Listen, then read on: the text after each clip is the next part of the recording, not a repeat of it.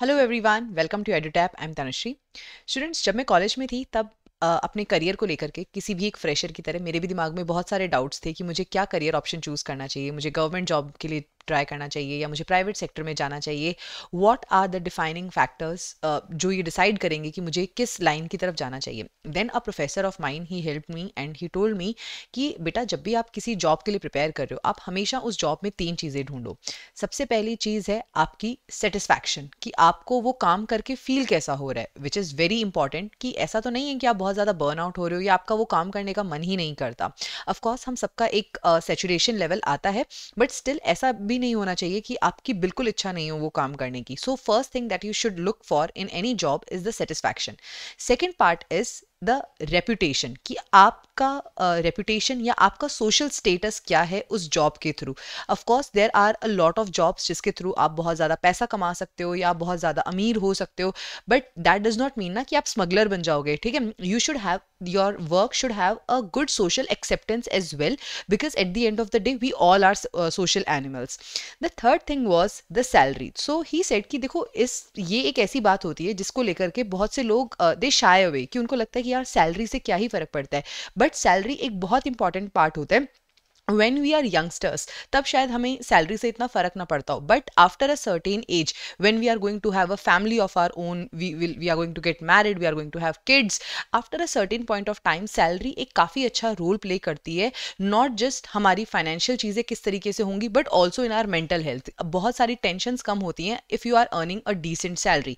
सो ये 3 चीज़ें उन्होंने मुझे सजेस्ट करी थी। और स्टूडेंट्स, आज का जो ये वीडियो है ये आप उन्हीं सब लोगों के लिए है, maybe people who are like the younger Tanushree who are searching for the jobs. अगर आप डिफरेंट एग्जाम्स के लिए इस वक्त सर्च कर रहे हैं और आप नबार्ड ग्रेड ए को भी एक ऑप्शन कंसिडर कर रहे हैं, तो आज के इस वीडियो के अंदर हम नबार्ड की सैलरी के बारे में बात करेंगे।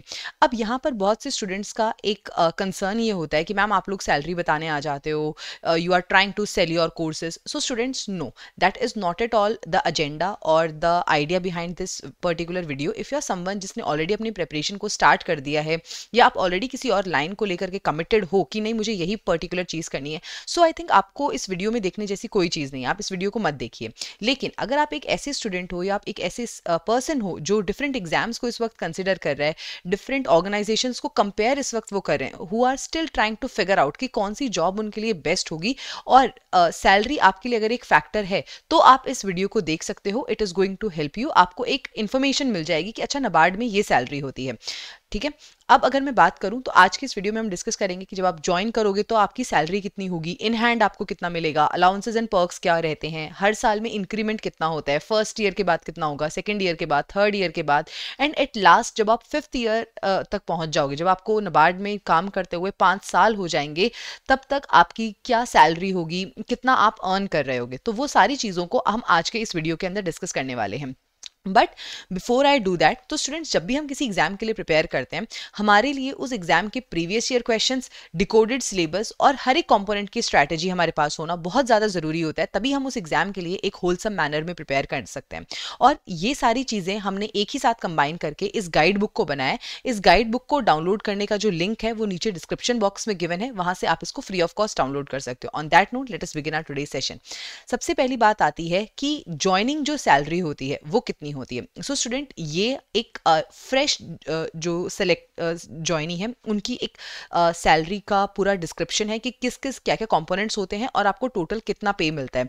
तो आपकी जो बेस सैलरी है वो रहती है 44,500। उसके अलावा यहाँ पे आपको डीएनएस अलाउंस मिलता है और बहुत सारे डिफरेंट अलाउंसेस होते हैं आपको, LCA, grade allowance, special allowance, right. So इन सबको मिला करके जो आपकी सैलरी होती है वो होगी 1,11,674। ये आपकी ज्वाइनिंग सैलरी है।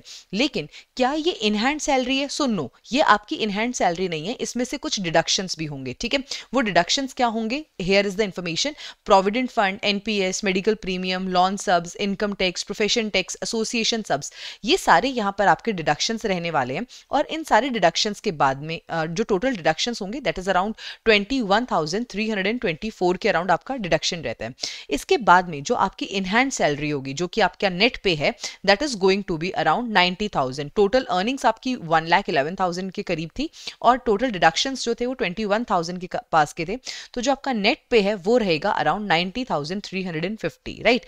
सो ये आपका नेट पे रहने वाला है। लेकिन is this the end of the story? So no, इस नेट पे के अलावा you are going to get certain other allowances as well, ठीक है। अब हम बात करेंगे कि वो अलाउंसेस क्या रहते हैं, और जो मैं अलाउंसेस आपको यहाँ पे बता रही हूँ, so these are the perks and allowances that you get on a monthly basis. यहाँ पर हम लोग मंथली बेसिस पे जो आपको अलाउंसेस मिलते हैं उन्हीं के बारे में बात कर रहे हैं।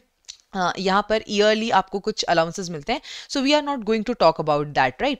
Then first of all conveyance या पेट्रोल का एक्सपेंसेस आपको मिलते हैं, equipment maintenance allowances there, house hold help allowances there, knowledge updation allowance, reimbursement of internet data, residence telephone allowance. So ये सारे अलाउंसेस मिला करके आपको अराउंड 30,016 जो रुपीज़ है इसके, ये आपको मंथली अलाउंसेस मिलते हैं। Again there are certain other allowances as well, जैसे कि चाइल्ड एजुकेशन का भी यहाँ पर अलाउंस होता है, but the person I talk to he is not having any child and that is why ये जो allowances हैं इसके अंदर वो अमाउंट यहाँ पर नहीं गिवन है। प्लस यहाँ पर जो ईयरली अलाउंसेस हमें मिलते हैं जैसे कि फर्नीचर अलाउंस होता है, तो वो अलाउंसेस भी हमने यहाँ पर इंक्लूड नहीं किए। These are only the monthly allowances, ठीक है।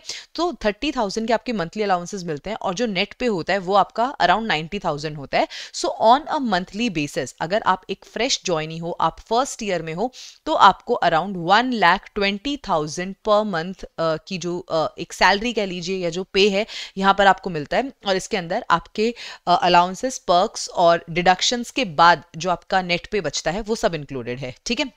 सो आई होप इतनी स्टोरी आपको अभी तक समझ आ गई होगी as far as NABARD grade A salary is concern. उसके बाद क्वेश्चन आता है कि नबार्ड की जो सैलरी है उसमें हर साल कितना इंक्रीमेंट हमें देखने को मिलता है, ठीक है। So students let me tell you कि नबार्ड की जो सैलरी है वो पर से हर साल इंक्रीज नहीं होती है, ठीक है। ऐसा नहीं है कि आपको ईयर ऑन ईयर बेसिस पे यहाँ पर इंक्रीमेंट मिलेगा जैसा कि हमें प्राइवेट सेक्टर में देखने को मिलता है। So that is not the case है। यहाँ पे ग्रेड के बेसिस पे पेमेंट पे होती है। जैसे अगर आपका सिलेक्शन ग्रेड ए पे हो रहा है तो आपकी सैलरी में जो नेक्स्ट मेजर जंप आएगा वो आएगा जब आप ग्रेड बी पे जाओगे, ठीक है। So grade A to grade B यहां पर आपकी सैलरी में एक मेजर डिफरेंस देखने को मिलेगा। लेकिन यहां पर जो इंक्रीमेंट होगा वो होगा हर 6 मंथ्स में। 6 मंथ्स में यहां पर आपका जो डीए है उसके अंदर आपको इंक्रीमेंट देखने को मिलेगा। बट अदरवाइज जो आपका सैलरी है, जो आपका पर्क्स हैं, जो अलाउंसेस हैं, उनके अंदर कोई भी ईयर ऑन ईयर बेसिस के ऊपर इंक्रीमेंट हमें यहां पर देखने को नहीं मिलता है, ठीक है। So I hope this answers your query कि ग्रेड के बेसिस पे यहां पे होते हैं, ग्रेड के बेसिस पे ही यहाँ पे पर्क्स एंड अलाउंसेस होते हैं, तो पर ईयर इंक्रीमेंट नहीं होता है। लेकिन हर 6 मंथ्स में आपका जो डीएनएस अलाउंस है, डीए जो है, वो यहाँ पर इंक्रीज होता है, ठीक है। उसके बाद में एक चीज और यहाँ पर आती है कि आफ्टर लाइक से 4 इयर्स और 5 इयर्स ऑफ सर्विस जो आपका इंक्रीमेंट होगा वो कितना होगा, किस बेसिस पे होगा, what are the predefined conditions. तो लेट मी टेल यू कि यहाँ पर ऐसे कोई प्री डिफाइंड कंडीशंस नहीं है कि ये फॉर्मूला लगेगा और इसके बाद में ये आपका इंक्रीमेंट होगा। No, there is no such formula है। यहाँ पे बेसिकली जो एम्प्लॉयज हैं और जो मैनेजमेंट है, they negotiate the increment and then the settlement basically happens here. The settlement it happens between the employees and the management. The management then submits the same to the government of India, and after the government of India's approval the same gets implemented, right? So this is the entire process of how the increment happens, right? So अगर मैं बात करूँ first year, second year, third year, so इन सब में आपका केवल यहाँ पे 4 ईयर तक केवल आपका 6 मंथ के अंदर जो डीए बढ़ेगा वही आपका इंक्रीमेंट होगा। उसके अलावा यहाँ पर आपका और कोई इंक्रीमेंट नहीं होगा, ठीक है। लेकिन उसके बाद में जो 5th ईयर होगा उसके बाद में जो आपका इंक्रीज होगा that is going to be on the basis of the settlement that happens between the employees and the management. तो यहाँ पर ये बोलना कि वो सेटलमेंट किस रेट के ऊपर होगा या उसके बेसिस पे क्या आपकी एक्सपेक्टेड सैलरी हो सकती है, it is very difficult to जज right now because it depends on a lot of factors कि क्या सेटलमेंट वहां पर होता है, गवर्नमेंट ऑफ इंडिया का क्या अप्रूवल वहां पर मिलता है, ठीक है। So it depends on a lot of other factors, but one thing is confirm that when you join as a fresher, जब आप एक फ्रेश पर्सन की तरह से ज्वाइन करते हो, then the salary that you get is 1,20,000। ये salary है जो कि आपको यहाँ पर ऑन अ मंथली बेसिस पर मिलती मिलती है when you join the NABARD as in your first year, right. और एक और डाउट यहाँ पर आता है कि क्या हमारी जो ट्रेनिंग होती है उसके टाइम की सैलरी, या जो हमारी आफ्टर पोस्टिंग जो हमारी सैलरी होती है once we get the posting in a particular regional office, क्या इनमें कुछ डिफरेंस होता है? तो नो, ट्रेनिंग के टाइम पर भी आपको यही सैलरी मिलती है जो आपको आगे फर्दर पोस्ट होने के टाइम पे भी मिलेगी। और एक और doubt again, the last one here, कि क्या 8th पे कमीशन आने से इस सैलरी के अंदर कोई इंक्रीज होगा? क्या हमें NABARD की सैलरी के अंदर 8th पे कमीशन का इफेक्ट देखने को मिलेगा? सो नो स्टूडेंट्स, जो 8th पे कमीशन होगा वो केवल सेंट्रल गवर्नमेंट एम्प्लॉयज के लिए होगा। रेगुलेटरी बॉडीज के ऊपर, स्पेसिफिकली स्पीकिंग अबाउट NABARD, आपको इस पे 8th पे कमीशन का कोई भी इम्पैक्ट यहाँ देखने को नहीं मिलेगा। So that was the entire discussion about the salary. I hope this video it was informative to you, and it will help you in deciding that which course you want, which exam you want to pursue, which career option you want to pursue, right? So I hope ये सारी चीजें आपकी अब clear हो गई होंगी। On that note students, अगर आप NABARD को प्रिपेयर कर रहे हो और आपको NABARD की प्रिपरेशन के लिए कोई भी पेड मेंटरशिप के लिए अगर आप सर्च कर रहे हो, then you can visit our website edutap.in. Here we have dedicated courses for the NABARD Grade A examination. The first course that we have is a NABARD Grade A Phase 1 and Phase 2 live crash course. It is for the 2025 exam cycle. In this crash course, we are going to provide you the live classes, the summary sheets, chapter-wise quizzes, the full-length mock test, right? Apart from that, students, we have a Phase 1 and Phase 2 test series for those students who are preparing on their own. And those of you who have already prepared for 2025, we have launched the quick revision batch. Apart from that, there is an 11-hour trial course through which you can check that what are the quality of deliverables that we have provided in our other courses, and the complete information about the NABARD as an organization also. If you want to associate with us for a longer period of time, then we have the gold course wherein we provide you the mentorship for Phase 1, Phase 2 and the interview part. And apart from that, we have a silver course wherein we provide you the mentorship for the Phase 2 and the interview part. So these are the courses that are currently available on our website for the NABARD examination. On that note, I'm ending this session here. Thank you so much, and I wish you all the very best.